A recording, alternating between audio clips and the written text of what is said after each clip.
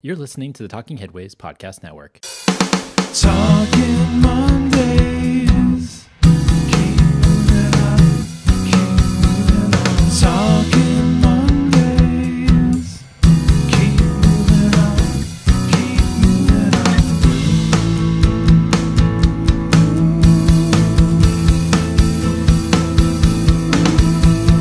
Talking Mondays. Keep moving on. Happy Mondays. This is Mondays at the Overhead Wire, sponsored by our generous Patreon supporters. I'm Jeff Wood, your host, and joined by... James Llamas. Hey, James. How are you doing? Doing great. How are you, Jeff? I'm doing really, really well. It's nice and sunny here in sunny San Francisco. How are you, and where are you? I am in even sunnier, I would guess, Puerto Vallarta, Jalisco, Mexico. Taking a few days away here to enjoy the beach, enjoy some hiking, figure out a different type of transit network. I've been pretty successful so far at deciphering the destinations written on the windshield and getting where I need to go. So it's been great. So you're one of my most traveled friends, I believe. You're always somewhere on the weekend or every other week or whenever, however much you travel a fair amount. What's the hardest transit system that you've ever had to figure out? Oof, that's a good one. I would say it's probably this type here where the information is not online. And actually, Puerto Vallarta is ahead of some where they do have GTFS in Google. So you can click on a bus stop and see the routes. They aren't named the same way they're named on the vehicle itself, but you can get an idea of where the routes go from a particular stop. Doesn't have schedule information, and the GTFS is a little bit messed up where the stops aren't linked together correctly, but I speak Spanish, so that helps. I would imagine doing this type of thing in a country where you don't speak the language would be the most difficult. I can imagine, yeah. Well, thanks for joining us on your holiday. I appreciate that. So what have you been up to lately? What are the big things that you're working on in terms of work? And maybe you can give folks who might not know who you are, who they should, but if they don't, maybe you give them a little bit of background on you, James. Sure. Yeah, I mean, long time listener, first time caller, I think. Though I did... second time, because you were on the YouTube show for the Transit Election Day. Well, we call it Transit Election Day, although it was a big election in 2020. That's right. There was that time, but first time on Mondays for sure. Yep. Well, yeah. So my name's James Llamas. I'm a principal at TEI Planning and Design in Houston. I grew up in central Connecticut in the suburbs on a cul-de-sac. Got my driver's license at 16. But was always fascinated by maps, bikes, buses, trains, driving around, going up. I always had the DeLorme Street Atlas on my lap in the back seat, figuring out where we were going and what the other options were. I would peruse the Amtrak system timetable in my free time, figuring out what trips you could make, where the train could take you. If anyone from Amtrak is listening, print the system timetable again. It will inspire young future transportation professionals. Then for college, I moved to Houston in 2008 and have been car-free since. I was excited to move to a city where I had more mobility options, but quickly found out that Houston was a little bit different from New York City, which I had grown up visiting. I got around, figured it out, had it's the olden days where I had a backpack with a pocket full of paper schedules. You would check the schedule for when the bus was supposed to be there, and then you just stand and wait. And we've come a long way since then, but I experienced those shortcomings firsthand with the system we had back then. And so I was excited when I graduated to get a job at Traffic Engineers, Inc., which was the firm that had just landed the Houston bus system redesign.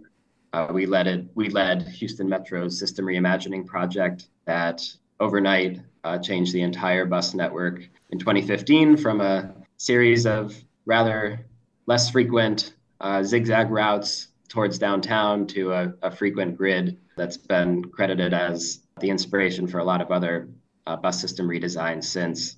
Since then, I've had the opportunity to work on a wide variety of transportation projects at TEI. We did the Houston Bike Plan.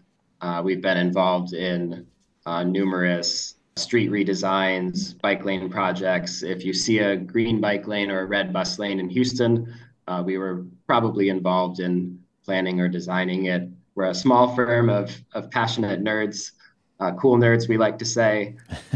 And I would agree. we have had great opportunities to reshape the city around us, and excited about where Houston's going. And I think we're going to talk a little bit about that today with some of the news. We will talk about it. I'm also interested. I don't know if we have ever talked about this, but you ran track and cross country at Rice. And was that the reason you went to Rice, or do you go to Rice and then like walked on the team? I was recruited. I wasn't Nice. initially on scholarship. It wasn't that good. I did end up on partial athletic scholarship, but I knew about Rice because both of my parents had actually gone there, as well as an aunt and a cousin, but was looking to get out of the Northeast, see something different, and Rice seemed like a great place to go. It's a great place, and a lot of my friends went to Rice, and it sounds like a blast. It sounds like, from their tellings of it, sometimes it sounded a little bit Animal House, a little bit crazy, but also they learned a lot and got a great education. So I don't know how many people know of Rice. I mean, I think if you know of it, you know of it, but and it's one of the top schools in the country, but it's just kind of it's a very small school compared to maybe a University of Texas like size. So maybe like what, 2,000, 3,000 people to like 50,000 for UT. It's a huge difference. Yeah, it's a smaller school. They've done quite a bit of expansion over the last couple decades, and I think have also been setting the standard for financial aid among private schools. They actually have an explicit policy now where, I don't know the numbers off the top of my head, but if you're from a family with under 60K in annual income, you get free tuition, room and board, required fees, everything. Under 120, it's half, and under 200, it's a smaller percentage. But Yeah. they're doing what they can to maintain their impact, both as the world grows and as there's a greater focus on serving traditionally underserved populations. Yeah. And, the reason I asked you about Rice too is because from my experience, I learned all of Austin by running, right? 10-mile radius outside of the university. I knew every street. And so I'm wondering how much that like kind of shaped your view of Houston, being able to, traverse the streets in a different way maybe than most people. Oh yeah, absolutely. Definitely get to know it at a finer grain. I remember freshman year crossing Richmond Avenue. This was when they were talking about the light rail university line. We're now working on the bus rapid transit university line, whatever it is, 15 years later. But I remember looking both ways thinking, oh, construction will be coming any day now. Yeah. Yeah, here we are 10 years into my career, and we're still trying to get there. For sure. Well, let's get started. Thanks to everybody who's been ordering bus and bike scarves. We really appreciate it. If you want to order one, you can go to theoverheadwire.com. I know we're getting into summer, so maybe I know that there's been a downtick in the number of people getting scarves, but they're great, and I'm sure we'll see a resurgence in the fall, because I think that's when people start thinking about it. It's May. I know it's still cool here in San Francisco, but for most places, I imagine it's ticking up. Also, bookshop.org/shop/The Overhead Wire. If you want to get one of the books that we've talked to the authors of on the show, go check that out if you get a chance. This is episode 131. We're in session. Before I get to the show, I want to let folks know that they can get this podcast on Spotify, iHeartRadio, Overcast, Stitcher, and of course, Apple Podcasts. Thanks to everybody who listens through podcatchers. I imagine you're a podcatcher listener as well, James. Appreciate that. So let's get to the news, shall we? I mean, let's just jump in. There's lots of stuff to talk about today. Here are a few stories that piqued our interest in the newsletter over the last few weeks and were popular in our daily newsletter, the Overhead Wire Daily. So first off, we're going to go to Seattle and the end of the park and ride era in America. After World War II, transit agencies trying to find ways to keep office workers riding transit to dense urban centers invented the park and ride. Many major transit expansions have included garages in order to entice riders. In the Seattle area, since the pandemic, commuter routes have not recovered their ridership numbers compared to transit routes in the urban core, leaving suburban stations with a glut of parking. If the shift in working from home continues, transit agencies should focus on better service and less on the park and ride. This was by Sherwin Lee in the Seattle Transit blog. What do you think about the demise of the of the park and ride coming from Houston, which is a huge park and ride based city? Yeah, Houston has a very successful park and ride express bus system. I think the headline on this article is a little bit clickbaity. Once you get into it, the author's not really saying that park and rides are going away, just that we shouldn't overbuild them, which is true. I think most people in this country drive for most trips still, and that isn't changing very quickly. And so, if we want to make transit an option for them for the trips when it does make sense, they need some type of driving access to the system. So, while I don't think park and ride is going away completely, I think we should be smart about it, making sure, obviously we're not building too much parking since it's expensive. When possible, charging an appropriate amount for it to encourage the behavior we prefer, which is people walking, biking, or taking connecting bus trips to the transit hub. But I don't think park and ride is going away.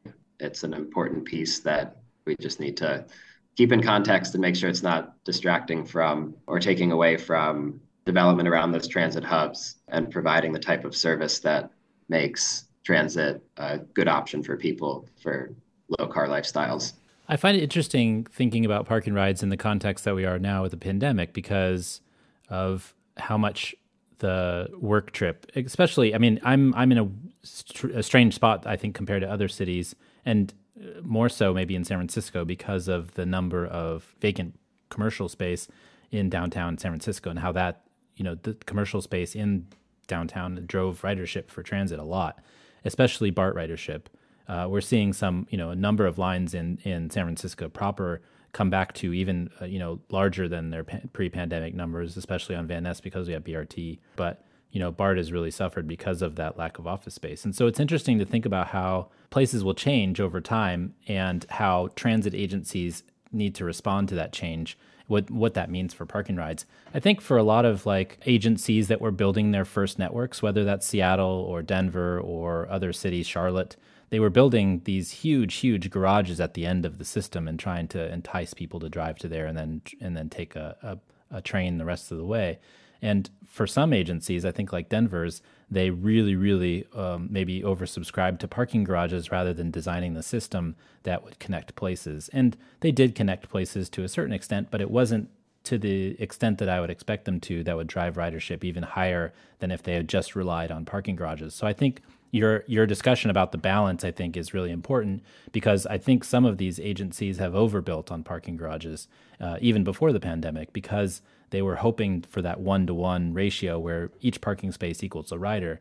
Whereas we know that with TOD, you get actually, maybe even more trips per day from that space rather than just a single parking space, which holds one car. Well, parking is a very expensive way to get people on transit. If you have to build a parking space for each rider, you're going to have a very expensive, probably not super cost-effective project. So it's a piece of the puzzle, but shouldn't be the focus. And I think there's a difference probably too between structured spaces or flat spaces, I should say, where all you're doing in one section is paving, whereas the other one you're building a huge structure, and that can make difference. And I remember a story from Charlotte where one of the developers, they hadn't changed their parking requirements yet, and this is during the first, the line that was built in 2006. But basically, they had two pieces of property on the south corridor. And what they did was they built the first set of housing and then built a flat parking lot next to it, and then waited for the parking regulations to change so that they could build a building on the second one and maybe build a garage. And so waiting for that time when the demand picked up for housing, because they knew that over time it was not going to be as valuable as a structured parking space as it would be as housing with maybe a smaller structure. So there's that long-term thinking that needs to go into some of this stuff too. Yeah, most of Houston's park and rides are surface lots right now, which is a great opportunity. The transit agency actually just created and hired a chief TOD officer position to start looking at some of those opportunities. But already they've done some joint development where I know one parking garage is shared with a movie theater, very complementary parking demand curves so that, it's not the transit agency shouldering all of the cost of that parking. Yeah. On the weekends and the evenings, people go to movie theaters. During the day, nobody's at the movie theater. So it's a good mix. My dad actually rode the 805 from Kingwood every day from 1989 till about 2004. And so he was waking up early and getting on the bus. And actually, it was a good time to meet with some of his colleagues that were coming in with him and things like that. So really, really interesting to see how that has, Houston has grown over time. And I think, I think they actually got a large amount of money from New Starts originally for some of that system. What was the ridership before the pandemic? It was like something like 40, 50,000 people a day rode the buses on the lanes.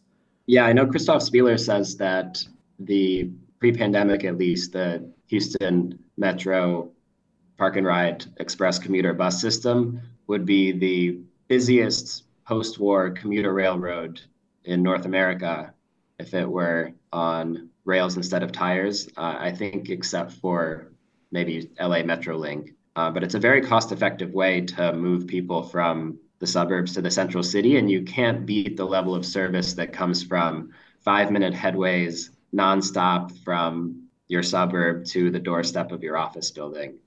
There have been proposals over the years looking at potential commuter rail lines in Houston, but there's no way any of them could match that level of service, and therefore their ridership wouldn't be as good. The median income on the park and ride buses in Houston is over $100,000 a year, so it's just one of our examples of where you provide high quality transit. It will overcome whatever bus stigma or transit stigma you think exists. And that's probably one of the reasons why that agencies won't ever be able to get rid of park and ride altogether and just focus on core routes, is because the political constituencies. So for example, like Denver, when they had to vote for those rail lines, they had to create a system that was going to get the votes around the region, not just something that would actually benefit, the folks that were going to the destinations in between. So the political constituency is something that kind of frames our references here, good and bad, obviously, but that point is really well taken. Next up, importing small trucks from Japan. Japanese mini trucks are being imported to the U.S. by farmers and people in rural areas who don't want to pay $80,000 for a truck that wouldn't fit into a barn.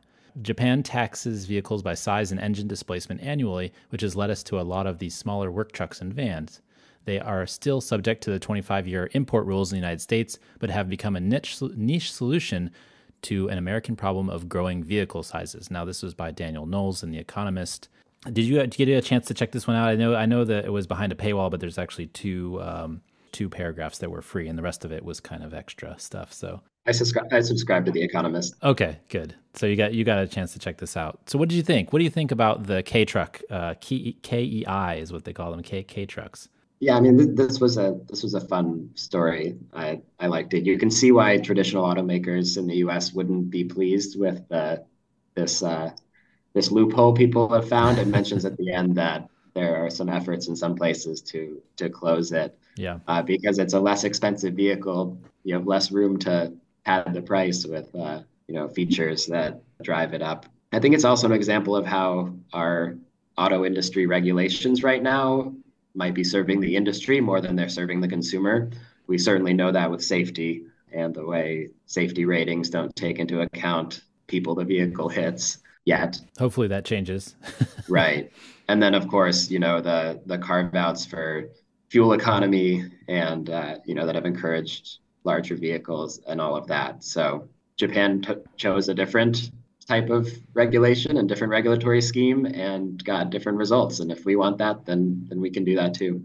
Didn't the EPA just put out something trying to regulate the CAFE standards, where they're taking out the really insane vehicle, miles per gallon on electric vehicles, so that the car companies couldn't cheat by building one EV and then, allowing the rest of their fleets to be really low mileage? There's something like that going on. And then also, like I mentioned, there's this 25-year import rule is really fascinating to me. And I was actually looking into it because I was thinking, my first car driving around Kingwood in Texas was a 1985 Volkswagen GTI. And my dad had given it down to me after he drove it for a number of years. And so I drove it to practice in the morning because we had to be at school early. for track practice. Because of that, and then my second car was a Volkswagen Jetta in 1999.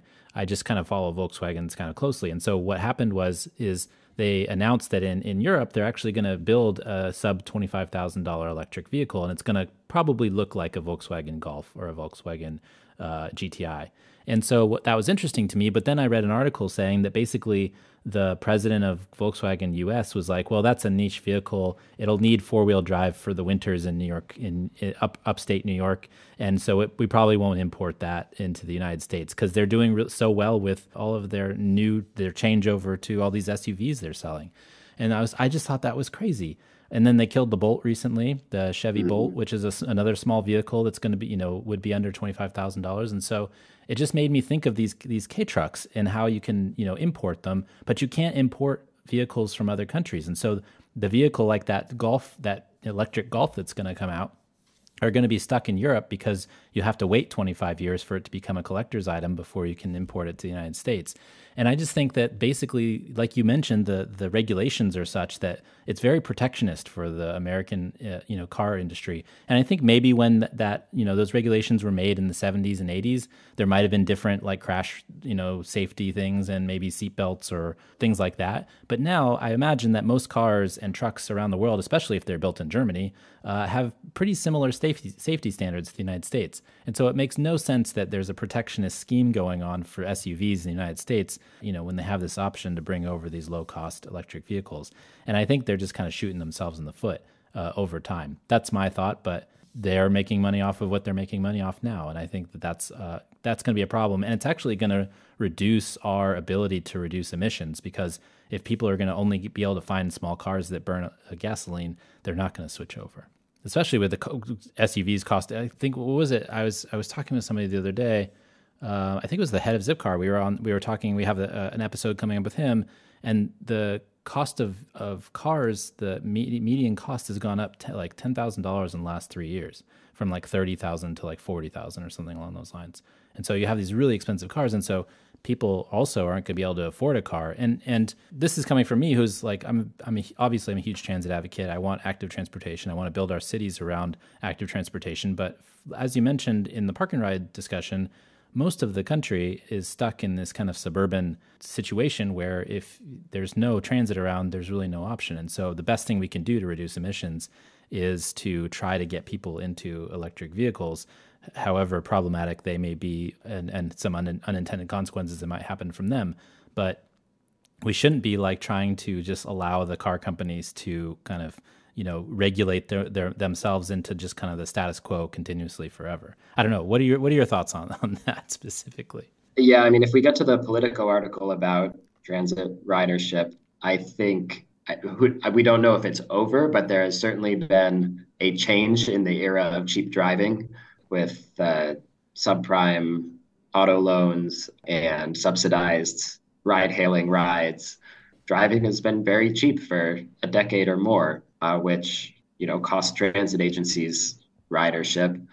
With some of these trends now, the chip shortages, car prices increasing, gas prices increasing, there's an opportunity for them to win some ridership back if they're in a position to do so. And so issues like the operator shortage, like some of the fiscal cliffs they're talking about, are really concerning because if it goes poorly, at the very time when transit agencies are going to be needed the most, they aren't going to be equipped to take advantage of that opportunity. So that's going to be a big unfolding story over the next couple of years. Are you hearing a lot from Houston Metro over the fiscal cliff concerns? Obviously, we hear about it here a lot in the Bay Area because their BART is losing, because BART is basically most of their revenue comes from fares, which made everybody happy before, but now it's now it's a liability. But there's certain cities that are in the political article you mentioned that have lost a lot of ridership and are just starting to get back. New York City seems like it's getting back the best, but BART is still about at just under 50% of ridership before. So I'm wondering how an agency like Houston Metro is doing. Yeah, I think the pattern there is that the cities and agencies for whom a large amount of ridership was higher income people going long distances on higher fares are the ones suffering the most. And so, the New York City commuter railroads, BART, I think it's like SEPTA and New Jersey Transit, Right. WMATA, those kind of with big commercial office centers in the center of the region as well, downtowns. Right. And for better or for worse, Houston, while the park and ride has a, upper middle class median clientele, most of the rest of the system doesn't. It's predominantly people with moderate to lower incomes and fewer options who have come back to transit as fast as the service has been added recently. Houston Metro's had a, really tough time with the operator shortage. And so they had to scale back most of their service 2001, 2002, and have been building it back from there. My read of the numbers is that the ridership gain has basically been tracking with the service they've been able to add back. The local buses are around 70-ish, and probably 70 something percent of their pre-COVID service. Park and rides are still below 50, I think, but they're also below 50% of their pre-COVID service. And when there isn't midday or evening service available, it's or the frequency that people were used to, they're just not going to come back to that. Yeah. Yeah. It's hard to get away from a 5-minute headway to like a 30-minute headway and be like, well, this is not what I want to get home. Yeah. And so I think this is one example of the coastal media projecting a coastal problem onto a lot of other places. Mm-hmm. There's other cities that are seeing higher ridership than ever. I know there's, some of them that are certainly not high frequency, high service level cities, but provide an important service, like Worcester went fare free and is seeing higher ridership than ever. Connecticut made all of its buses fare free up until just this past month, I think, and saw ridership come right on back. So if the service is there, then people will ride it. Yeah. That was impressive what Worcester did, because they decided did they decide to keep the fare free going because it was so successful? There was an article about that a couple weeks ago.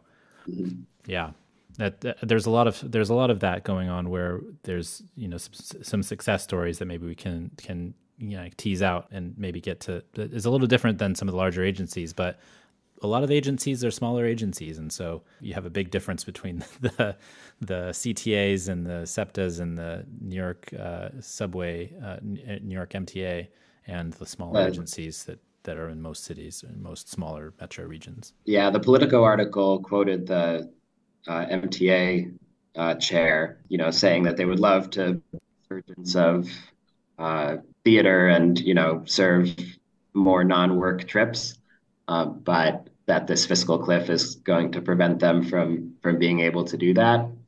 And I'm glad to hear them thinking about that, but it hasn't necessarily been evident in their service planning decisions. You look at the commuter railroads, they've gone right back to their Zone Express, very New York oriented peak service. I actually interned at Metro North, and we called those zippers, the ones that make a handful of local stops mid-line and then go nonstop into Manhattan. Uh-huh. Because they're running that type of service, they're not able to run the type of service that would make, for example, intra-suburb trips possible. Without the schedule in front of me, this might not be totally accurate, but if you're trying to go from, say, New Rochelle to Stamford or Rye to Stamford at peak hours, it's very difficult to do because the service plan is so focused on the New York trip. Yeah. They might actually make some people's trips a little bit longer because of more stops, but it might actually be more useful to more people in that instance. Huh. Well, let's go to the next story. U.S. urban area pandemic population declines are reversing. During the pandemic, population growth declined from reduced immigration and natural turnover, but large cities also saw big population outflows as fear of COVID-19 and proximity grew. New census data analyzed by demographer William Frey at Brookings suggests that the population declines in cities may have been more of a temporary blip, as many places that lost population are now seeing a reversal to growth. And this is also tied to another article in MIT News, The Pandemic Reduced Interactions. New research from MIT looking at where people visit in cities has found that diverse urban interactions have been reduced from anywhere between 15 and 30% by the pandemic in 4 cities. This means that people are less likely now to visit areas of a city that are socioeconomically different from their own. Researchers looked at anonymized cell phone data over a 3-year period starting in 2019, and this was by Peter Dzikis in MIT News. So these two are a little bit tied together, but I did think it was really interesting to think about kind of a lot of the outflows of some of these major cities, which were going to some of these smaller areas. People going to play maybe back home to closer to be with their families, or maybe they were moving somewhere that was a lot less expensive. But a lot of folks have decided that that wasn't for them, or they moved to Austin or Florida from the Bay Area and then decided to come back. I've heard many stories about that too, where they're like, nope, I couldn't deal with it. I got to come back to the Bay Area. And I imagine it goes both ways. But I wonder what your thoughts are about this kind of this maybe boomerang effect going on. Yeah, I think this article really put numbers to what I've heard as pretty common narratives and population shifts, the ones you were mentioning around COVID. Mm-hmm. There are certain cities are gateway cities for foreign immigration, and that's always the way it's been, that, they generally see net domestic outmigration, but it's backfilled by more immigrants coming in. That's nothing new for cities like New York or Houston or Los Angeles. Mm-hmm. I think it's interesting that kind of the tone of the article is, cities should be growing, like it's a problem if they're not, because a lot of them don't seem to be trying very hard to grow. You look at the California cities and all their housing production issues. Right. Same thing with New York.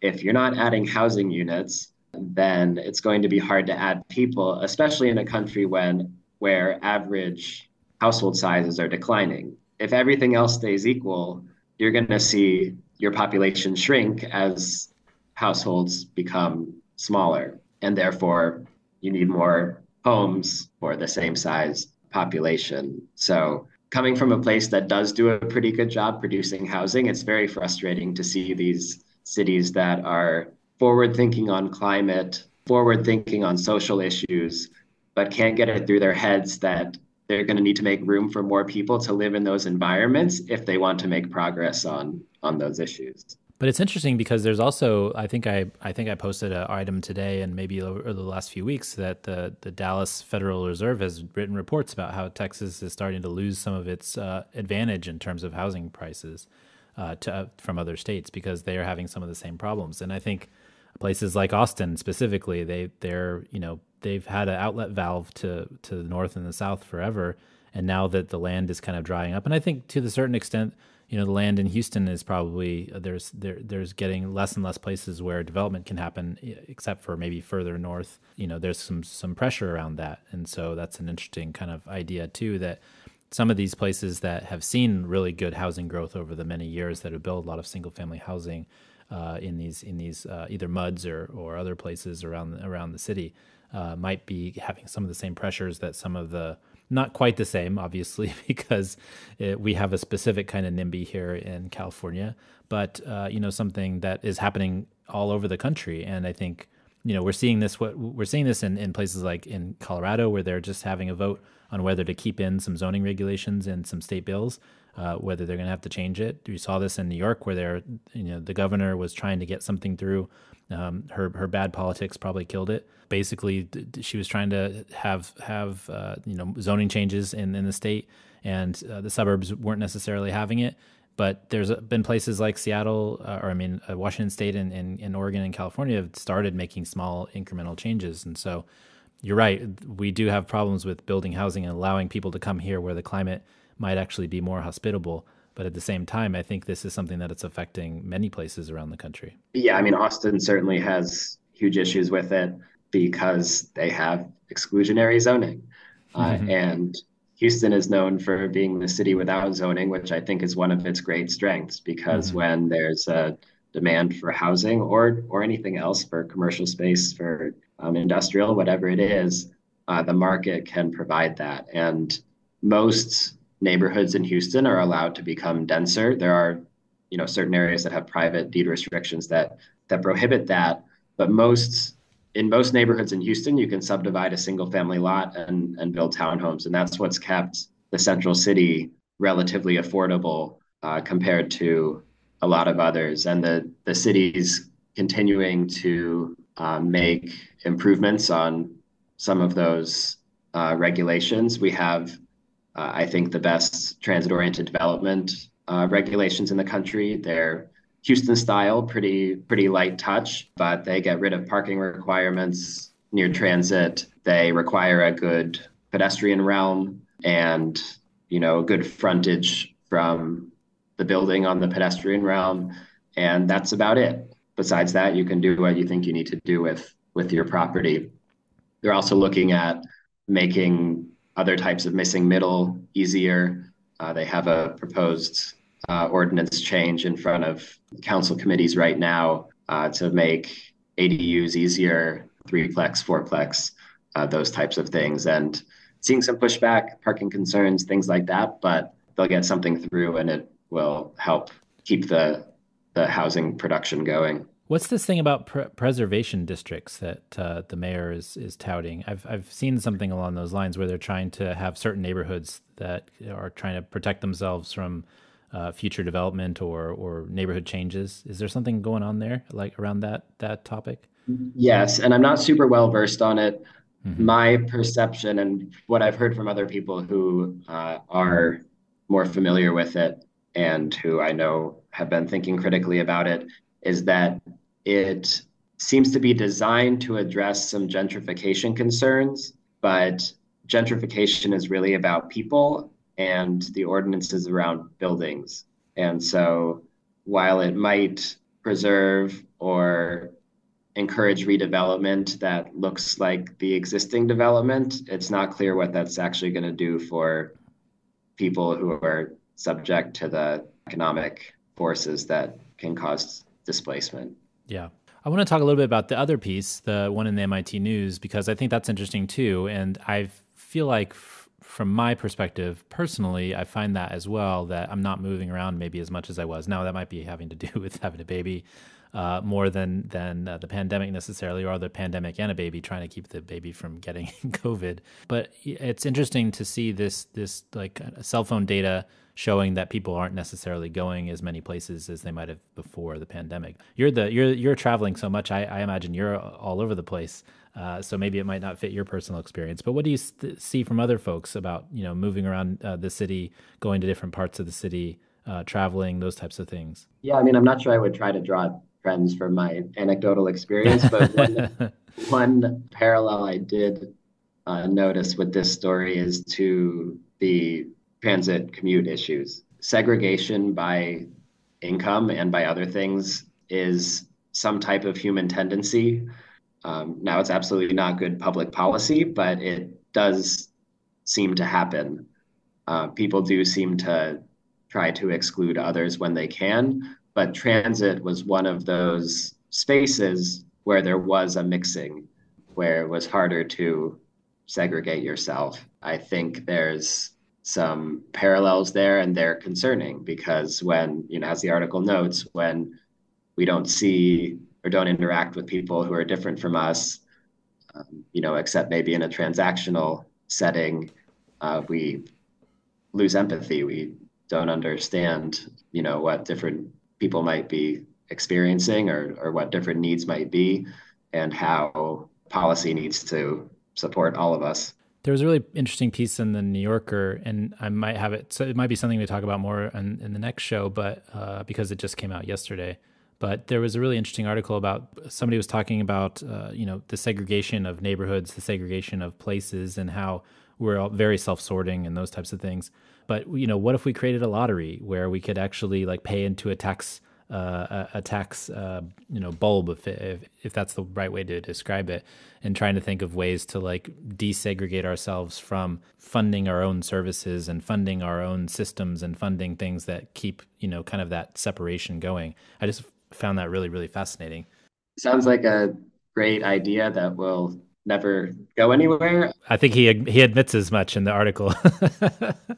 Coming from Connecticut and following the news out of there, regionalism is a bad word for the suburbs there. So Connecticut is 100% incorporated. There's 169 cities and towns, and every part of the state is in one of them. Because there are so many small entities, and because they can all control their own, not only their own zoning and development, but also their own schools, the tendency to exclude is strong. And they've successfully done that. 8 or 10 or 12 major cities tend to get stuck with all of the concentrated poverty and all of the higher service costs that come with that, all of the education challenges that come with that. And efforts to break that down have not been super successful yet. They're trying. I see that they're trying. At least they're trying. Okay, I got two more items here. One of them I didn't actually send you, but I just want to kind of go over it real quick. The 10th anniversary of the California EnviroScreen. California is celebrating the 10th anniversary of the CalEnviroScreen, a mapping system that pinpoints cumulative environmental impacts to communities and determines environmental justice funding.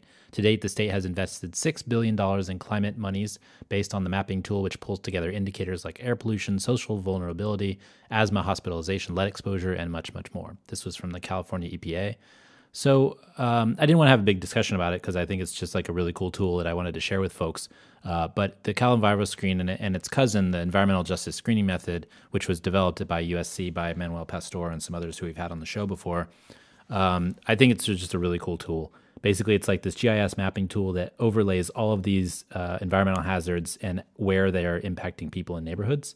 And they gave me actually the GIS layer when we were doing the LA Equity Atlas back in 2013, and mapping all that stuff is really cool. And you can really tell where people are being impacted by a lot of the decisions that we make in terms of industry, highway building, those types of things, where air particulates are, those types of kind of environmental impacts.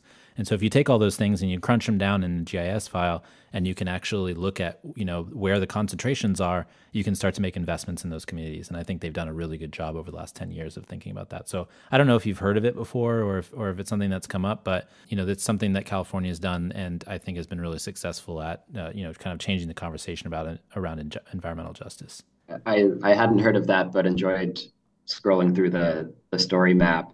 Mm-hmm. I think that kind of tool is so important because otherwise it is very easy for attempts to address issues like environmental justice to follow the same patterns of historical injustice that investments always have.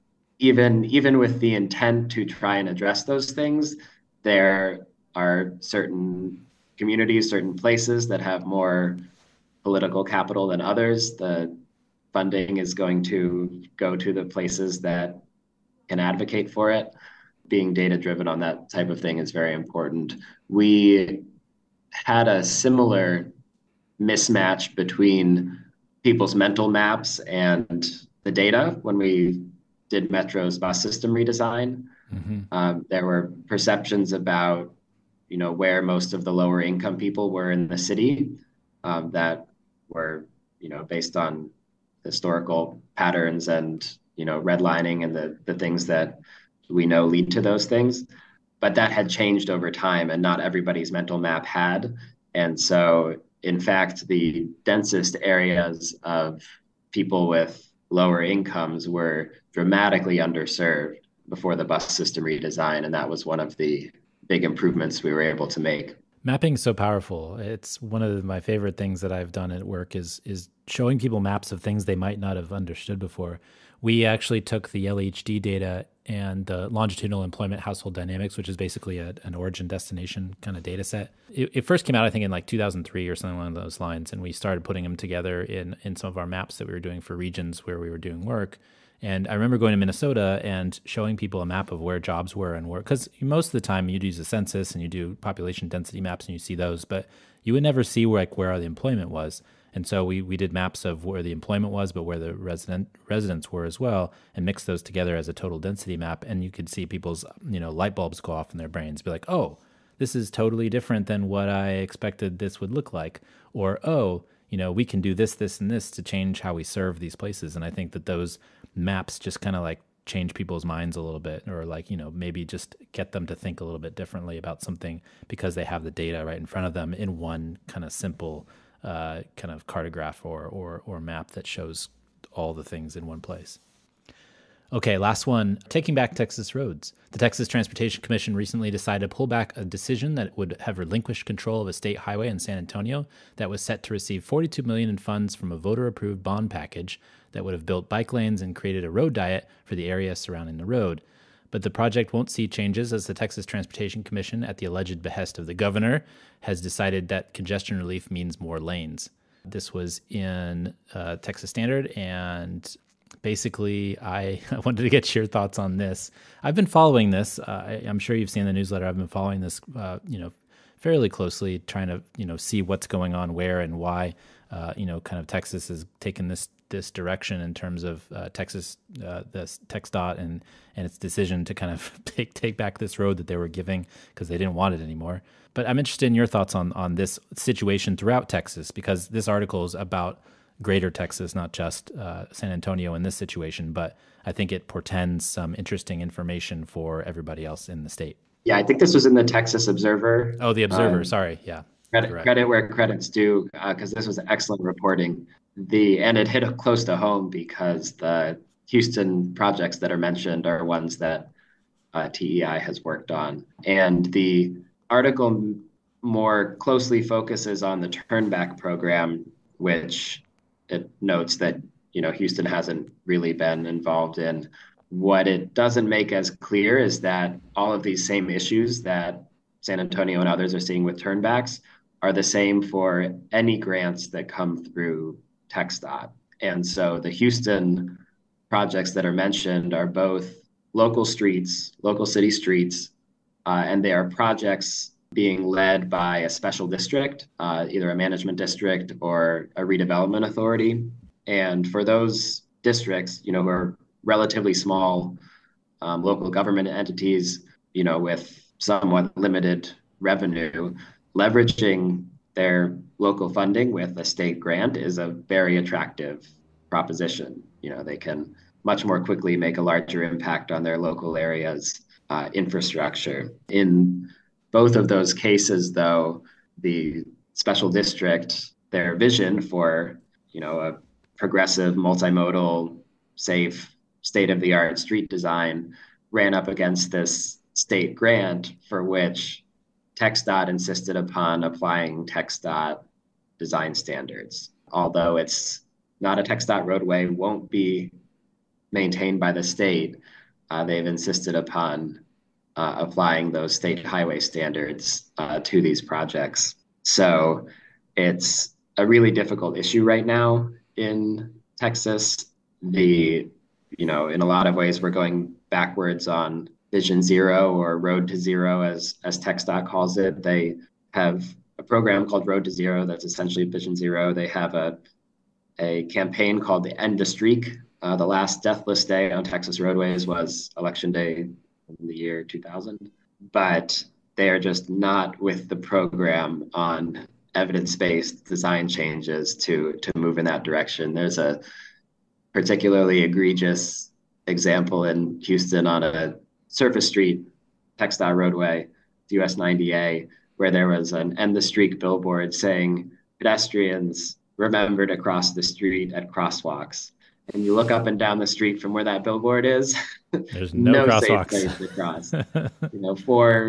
Four-lane, one-way street, no place to cross. Yeah, and I think the issue comes down to governance. The Texas Transportation Commission, it's a 5-member body that sets TXDOT policy, is appointed by the governor. One person gets to choose all five of those commissioners. They apply the priorities that the governor has. The article quoted the Transportation Commission chairman saying, "We cannot reduce capacity," multiple times after the speaker's finished. It's clear he's talking about one type of capacity. Yes. Capacity is very constrained in terms of the vocabulary. He sounds like a villain too. Maybe he's a nice guy or something, but J. Bruce Bug Jr. sounds like Boss Hogg or something from Dukes of Hazzard. But what he said exactly was, and was reported But I should say this was by Benton Graham at the Texas Observer. I'm really sorry about messing that up. Governor Abbott's priority is to alleviate congestion on our state highway system. A recent local proposal to remove travel lanes along State Loop 368, which has been and continues to be on the state highway system, would run counter to that goal. And he said this a number of times, I feel like, in a number of other publications. But, before all this, he was kind of softening, but I imagine he got a call from the governor at some point that kind of set him straight. And also, I know I've mentioned this on the show before, but the Republican Party platform in Texas is actually, it says don't reduce lane miles or California style planning. It says that, literally says California style planning, which I don't know what that means. It's not. It's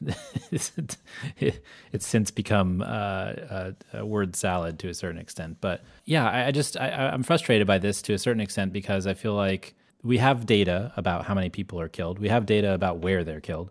A lot of people in the United States specifically are killed on state highways because of the size of the highways, because of where they're located, and because of the speed that's allowed to, their design standards make it that way. And so we know all this information, so we could actually pinpoint, like we talked about the mapping earlier, we could pinpoint where the problems are and then fix it, but it doesn't seem to matter. I'm also wondering if you've ever seen this magical TXDOT design manual. Does it exist in is it like a green book? Is it like what is causing them to make these designs that push bike lanes off to shoulders, for example?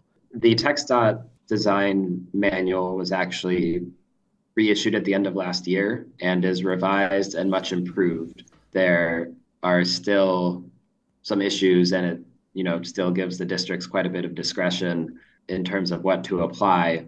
But, for example, they are not on board with green pavement markings for bikes, silly stuff like that. But yeah, like you said, we have data on where the issues are. We have data on what types of interventions can change those trends. And it's not billboards admonishing pedestrians to behave better.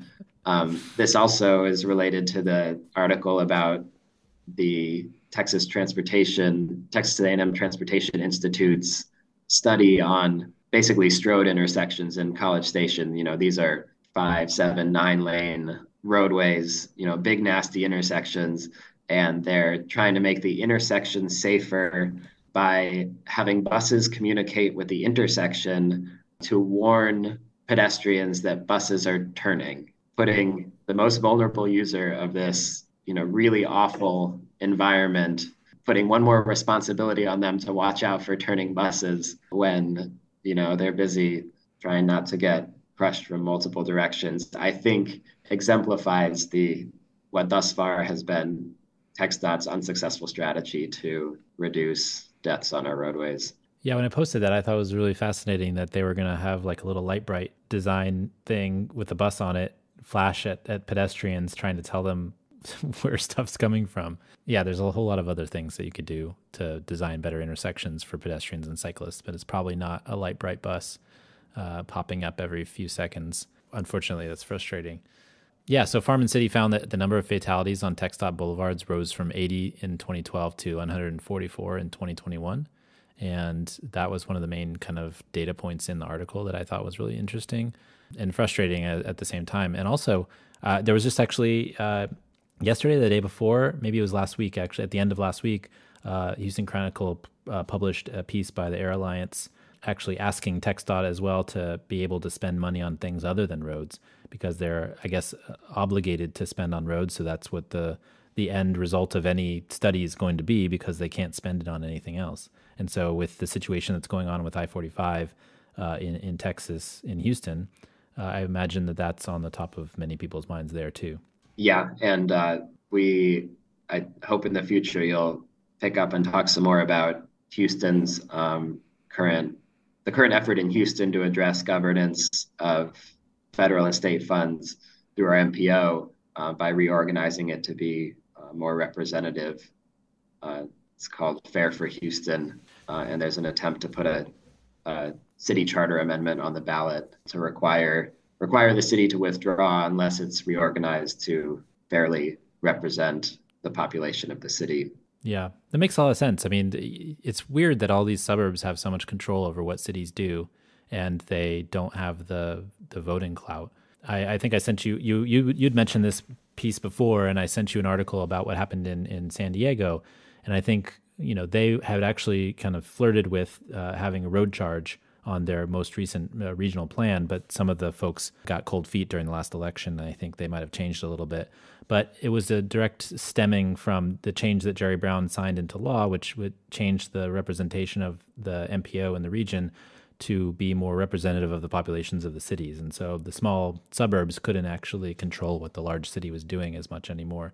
And so you had to have representation that was equal. And so I am looking forward to seeing what happens with this, because it is something that I know that other folks in Texas, I think Jay Crosley has been talking about representation at MPO level, and some of the farm and city stuff he's been doing has been talking about this. But it's something that I think should be kind of thought about around the country. And I do think in the last in the infrastructure bill there was some language, and I think I asked Beth Osborne about this, but she said that it wasn't likely to end up meaning anything. But there is language, I think, in there that allows cities and people to rethink how they're represented on MPO boards because of that. So it's in there somewhere, but I don't know how much impact it's going to have. And Beth didn't seem to think that it was going to make that much big of a difference. But maybe somebody could find a loophole in there or some language in the infrastructure bill that actually helps that cause, because I think it's really important to have better representation, have cities have better representation in the decisions that are impacting them, like, driving a 12-lane freeway through the middle of it. Yeah, Jay Crossley's raised the profile of that issue over the years. The current effort in Houston came out of the Stop I-45 effort that you mentioned, and I think it's really encouraging to see advocacy getting so much smarter, that defeating this one project wouldn't be a victory, because the system is designed to create more projects like it. Yeah. And so they're really looking at what is the source of this issue, and how can we make sure that the interests of the city are being represented fairly on these big funding decisions. Yeah, and the advocates are looking at all the angles too, because I remember talking with Megan Kimball about this in one of the episodes of Talking Headways, and she was talking about someone from Houston, I believe, who found out that they were separating all the segments out of the highway expansion through Austin, and being like, well, these are segments, these aren't the whole thing, and so the environmental impact statement is going to be totally different for this segment than it is going to be for the road as a whole. And so this shouldn't be right, and they shouldn't be allowed to do this, but they're doing it anyways. And so those types of things where you pick at the details, you have to find, if you can't beat them from the outside, you have to kind of go inside and see which wires you can cut, right? And I mean, the environmental process has several issues on those big projects. That's a big one that you just mentioned. They also try to sell them as safety projects, noting that a lot of these roadways aren't up to current design standards, which is true.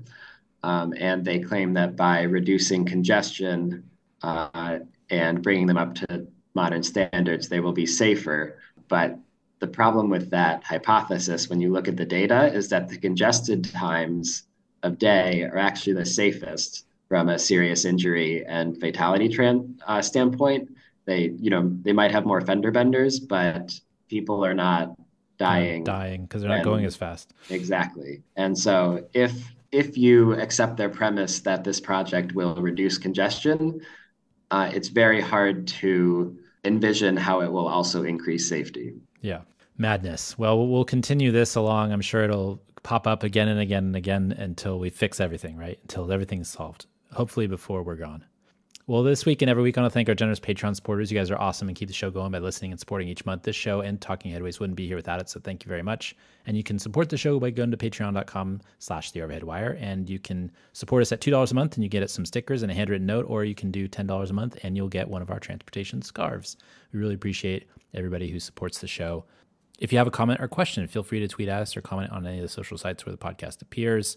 You can email me as well at theoverheadwire@gmail.com. Finally, Puppies and Butterflies is the part of the show where we talk about something fun, interesting, or maybe it just didn't fit in the other sections. James, do you have a Puppies and Butterflies this week? Oh, yeah. You do have one, I promise. I know you do. Yeah. The Onion reported this week that Houston is going to be requiring 10 parking spaces for every parking space that is built. And I really wish they would check their facts and reach out to the folks on the ground, because we actually only require 2 parking spaces per parking space. And I don't know how they could have gotten that wrong. Those Onion reporters, they're always making stuff up. But actually, no, I thought it was a very clever article that, is a humorous way to give everyone their weekly reminder that parking requirements are pseudoscience and counterproductive and all the things we know they are. I understand why they chose Houston. Obviously we have a reputation, but I always like to remind people that we are also changing faster than most other places. So as I mentioned, no parking near transit, no parking in downtown and several of the surrounding neighborhoods, might be extending to frequent bus lines soon. We're getting there, and in a regulatory environment that allows densification. So, the city will be able to respond and to make ourselves denser, more transit oriented, and healthier and happier in the long run. I really like the last line of the article. At press time, the second law was passed requiring that 10 parking garages be built for every square inch of green space in the city. I know, as a native-born Houstonian myself, through annexation, I should say. Was that before or after you were born? Well, actually, I was born in Humble, so I guess not necessarily, but we were annexed in 1994. So most of my life, I guess, I spent it as an annexed Houstonian. But I'll call Humble Houston anyways. But as a native-born Houstonian, I really appreciate all the stuff that I hear from you and Christoph and everybody that's doing really great work down there, because it's so amazing that some of this stuff is happening, and we continue to talk about Houston. I mean, we talk about Houston and zoning, we talk about Houston and buses, and we talk about Houston and transportation expansion and all that stuff. So lots of great examples there, and I really love that. Houston and addressing homelessness. Yeah, exactly. We're doing better than just about any large city on homelessness, and it's hard to do that without enough homes. That's right. So I hope other places will take note. And also, my Puppies and Butterflies was that your street sweeper for bike lanes got fixed. It was damaged. It was damaged by some large debris, which I think is probably a metaphor for something. Maybe damaged by automobiles, other things that impact the bike lanes in the city. But it got fixed, and so now it's back out sweeping the bike lanes, and I like that. I love these little tiny vehicles that do specialized jobs. There was actually like a little kind of block party around the corner from us, and they had one of these old Japanese fire trucks, which were like basically the size of probably the same size as actually that little street sweeper, which is amazing because they don't need much space. Yeah, his name is Space City Sweeper, or her name, or their name. I don't know how Space City Sweeper identifies, but they're back on the streets, keeping the bike lanes clean. They were named by Twitter poll last year, I believe. I don't know. I think Public Works might have had a finger on the scales against Sweepy McSweepface, but they were saying if McSweepface gets tagged, we're definitely gonna turn that off, right? Bodie McBoatface and all the other ones that have been named over time. Well, James, where can folks find you if you wish to be found? Yeah, I mean, most of my nerdy transit, urbanist, car-free trip content is on Twitter. It's my name at James L. Llamas, three L's in a row there.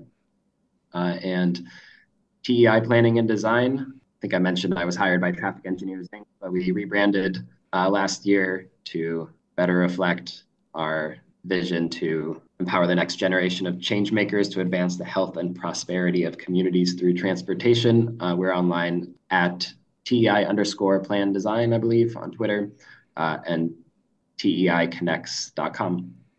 Awesome. And you can find me on Twitter at The Overhead Wire or at theoverheadwire.com. You can find me on Mastodon at The Overhead Wire at sfba.social. Thanks for joining us on Mondays at The Overhead Wire. Thanks to our generous patrons for sponsoring this week's podcast. Thank you, James, so much for coming to us from Puerto Vallarta. My pleasure. I thought Han Solo deserved a break. That's right.